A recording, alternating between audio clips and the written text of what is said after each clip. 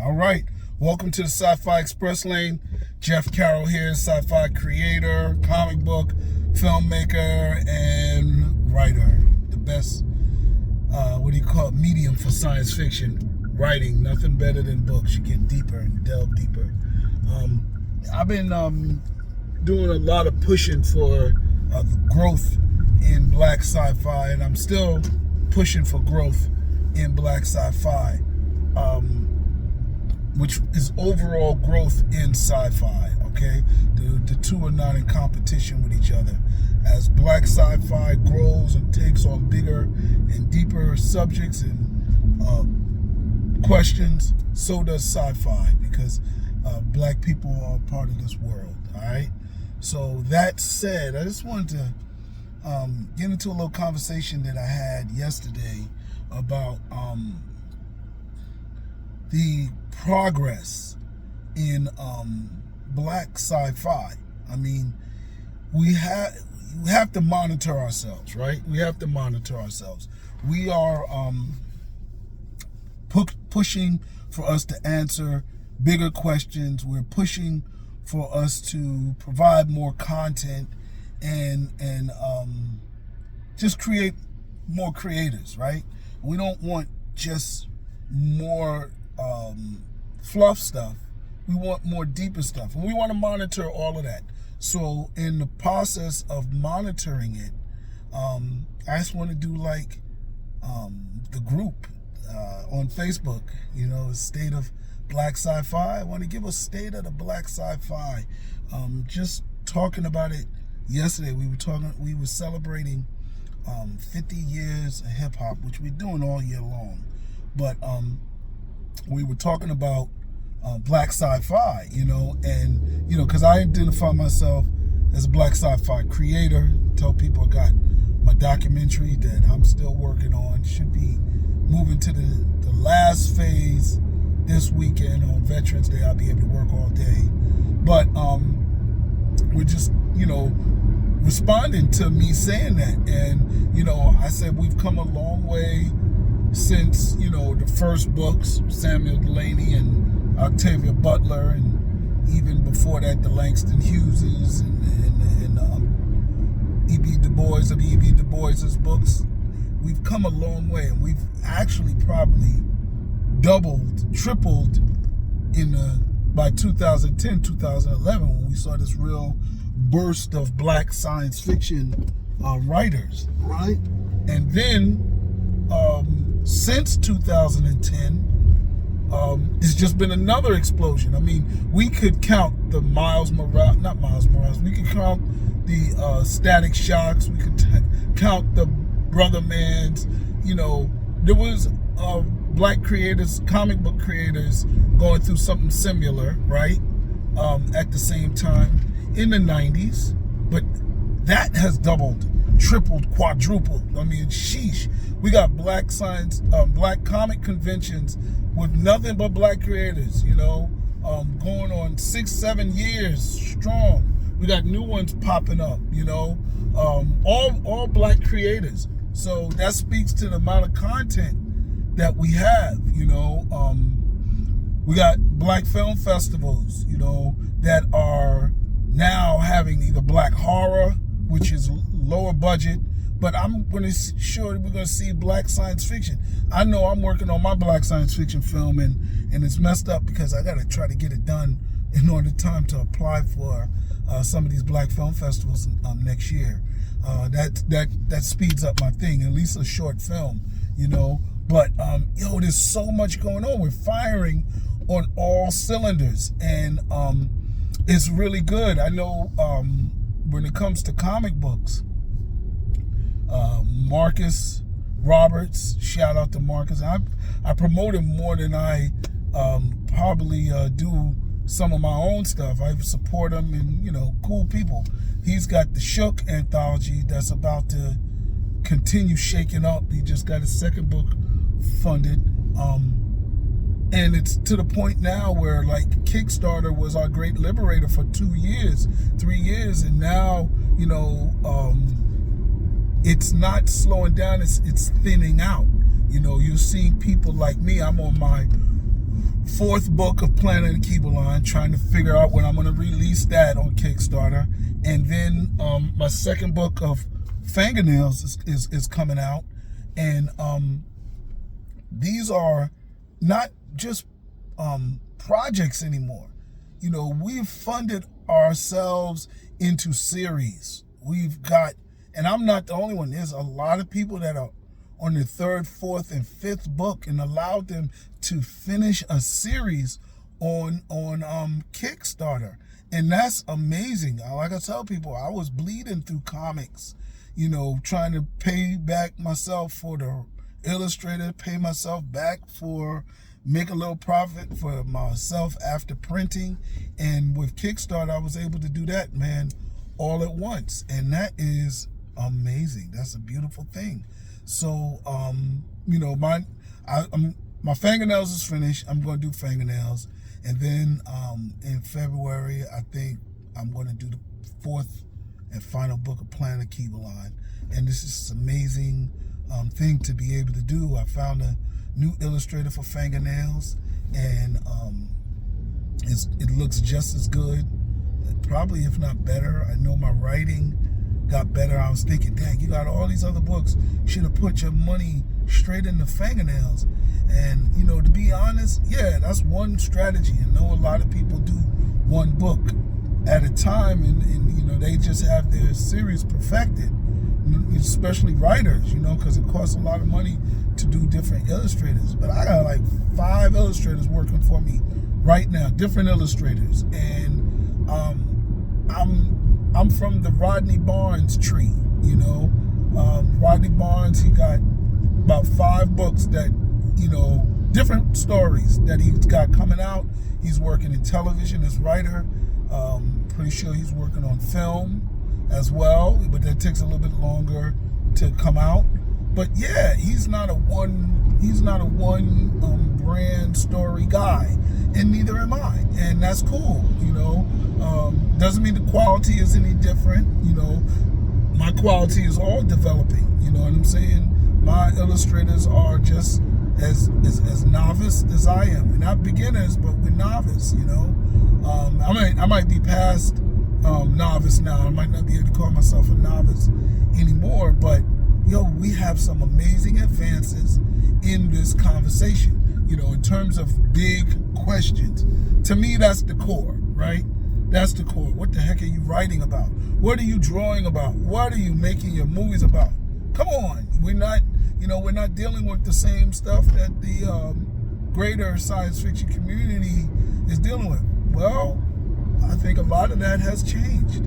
I think we are dealing with bigger and deeper issues, you know. I think just the simple fact that we've been doing it for a while, you know, our books are starting to look, you know, different, you know, because when you first start off, everybody was got superhero stories. Well, not Jeff Carroll, but talking about the greater community. And now we see people with different types of stories. They're delving into different aspects of their stories. You know, they realize, yo, I can't keep coming out with, you know, an Egyptian modeled black superhero. You know what I'm saying? That's been done already. I got to think deeper. I can't just keep thinking of, you know, the multicultural cast. You know, the black guy, white guy, Asian guy, whatever. You know, that's not going to work. You know, people are down with all black. You know, and that is, you know, a drop in the racial diversity bucket. But you don't have to, you know, diversify your story. Those stories and those creators that did not get with the black program, I see them, you know, without new projects. And a lot of the dudes that's out there, you know, pushing, you know, blackness, they still out here banging stuff. And, you know, that diverse story cast was a gatekeeper thing. That was a way to get around the gatekeepers. You know, yeah, we like Stranger Things, but, you know, there's a black neighborhood that has paranormal things that go on. It's not, everybody don't have a black, white, and Asian friends. Some of us have like all black guys, and if we got a white friend, you know, shout out to my first best friend. He was white, Jewish guy, so I recognize that. But yo, you pick a team. My white friends are cool. I'm not the black guy in with a white circle of friends. It's really hard to do that, you know. Those exist, but we also have them from the other side. So, you know, black writers that used to complain, you know, the audience wants too black stuff, and you know, I don't write that. Those creators are there, but they're not there anymore. Now we got the dudes that know how to write, the women that know how to write, black women and black writers, illustrators. I didn't really have too many problems with black illustrators saying they don't know how to draw black people. That is crazy. But we did have black writers that, you know, would complain that they didn't know how to write so black, right? But illustrators, we got tons of illustrators. You know, many of them can't afford them, you know, but they're there, so it's good. And now with David Crowson's, what do you call it? Harry Tubman, Demon Slayer, he's able to employ a lot of these guys, take them to the next stage, doing covers for him, variant covers. I'm loving that. And so that moves up, and you know, his book was a big independent book, you know, so that makes moves for black independence. Now, you know, let's see, you know, that's why I want to get my fingernails out there, you know, because that's another quality story. It's one of my best stories, you know. And I know I say Marcus Robinson shook because him and Rodney Barnes had Blackula. That was amazing success this year. And his Philadelphia is going like on its 5th volume, some high number like that. And, you know, that's a good story. Vampires, werewolves, and he's toting that he's bringing in Spawn, Blackula, and dang, I forgot who else. I hope he bring in Thug Angel, you know. But, you know, he's bringing these people in to his universe, and that's a beautiful thing.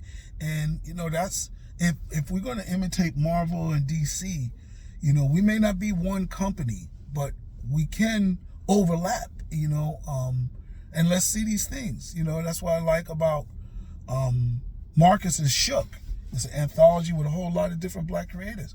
And then on the book side, I'm gonna just leave it here, just to give you like a little update, and I'm just running through. So if you're new to black sci-fi, this is really good for you. And then for people that in the industry, this is just my opinion, right? You know, I love John Jennings.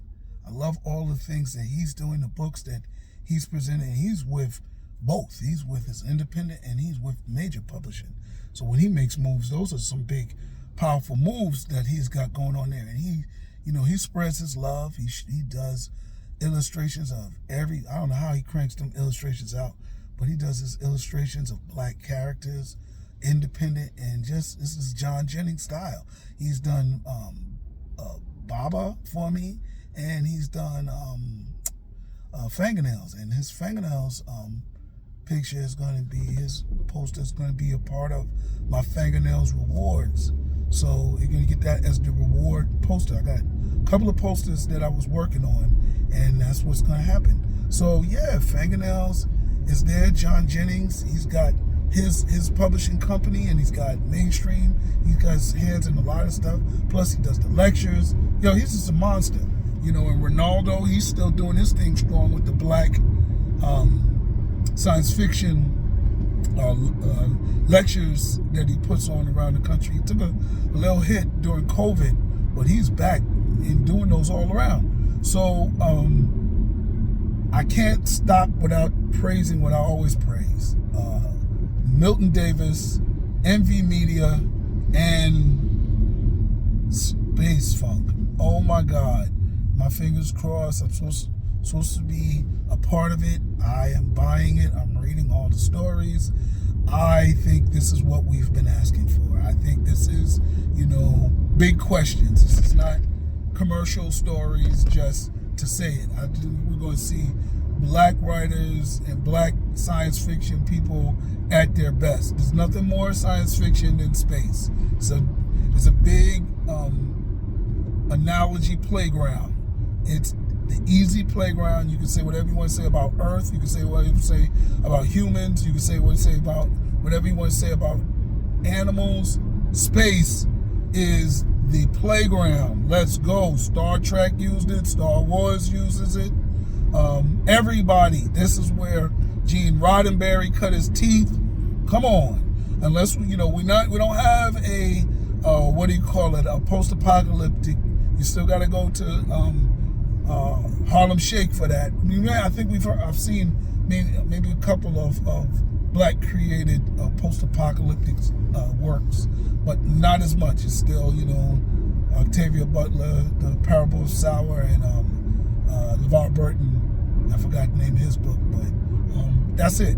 So anyway, in film you see that all the time. So I'm not even going to get into film. We just enjoyed Black Horror Summer with They Clone Tyrone, Blackening, Diary of an Angry Black Girl.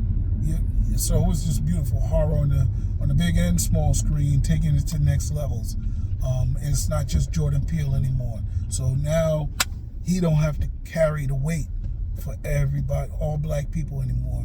We got other people. So that's it. That's my update on black sci-fi in the three mediums: comics, books, and film. All right, touch base with you later. Peace.